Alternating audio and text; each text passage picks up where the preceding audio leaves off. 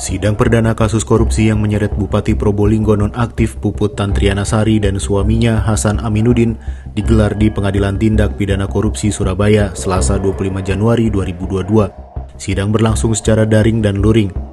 Puput didakwa menerima uang 360 juta rupiah dari sejumlah pihak terkait jual beli jabatan kepala desa dan penjabat kepala desa di lingkungan pemerintah Kabupaten Probolinggo.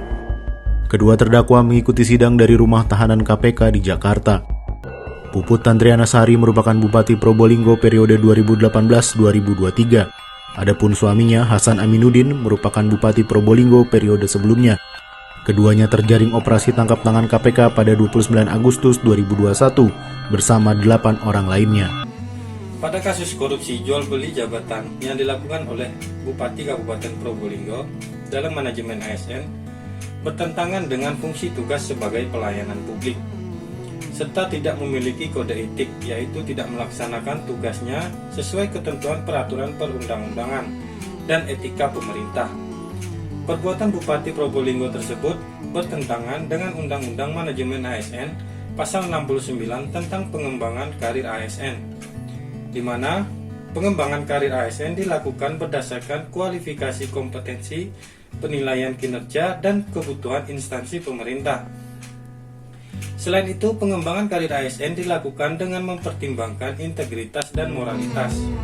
Mulai sekarang, katakan tidak pada korupsi, kolusi, dan nepotisme.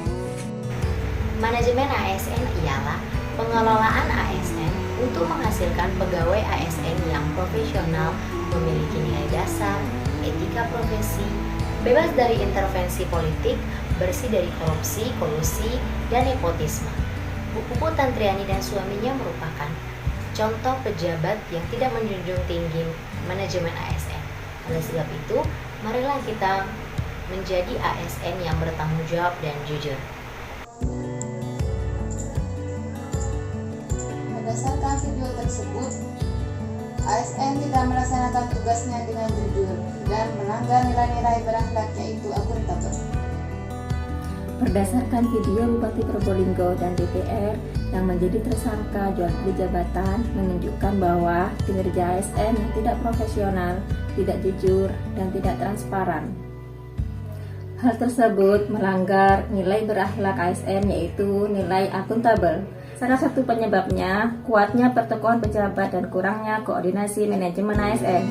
Dampak yang dapat ditimbulkan, yang pertama, ASN bersikap diskriminatif dalam melayani masyarakat.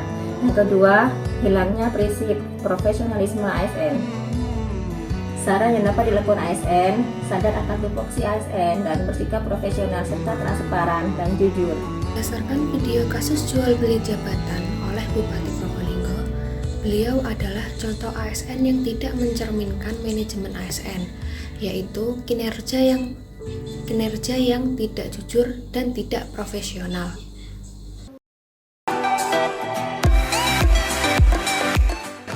Berbeda, melakukan terobosan di pemerintahan. Banyak orang mengatakan bahwa ini birokrasi dengan kecepatan itu kadang-kadang nggak sejalan. Jadi birokrasi selalu lambat, tapi Ibu Susi membuat terobosan dengan bekerjasama dengan Global Fishing Watch untuk memantau pergerakan kapal-kapal di laut Indonesia untuk mencegah pencurian ikan. Bisa dijelaskan tuh Bu, bagaimana awalnya kerjasama ini?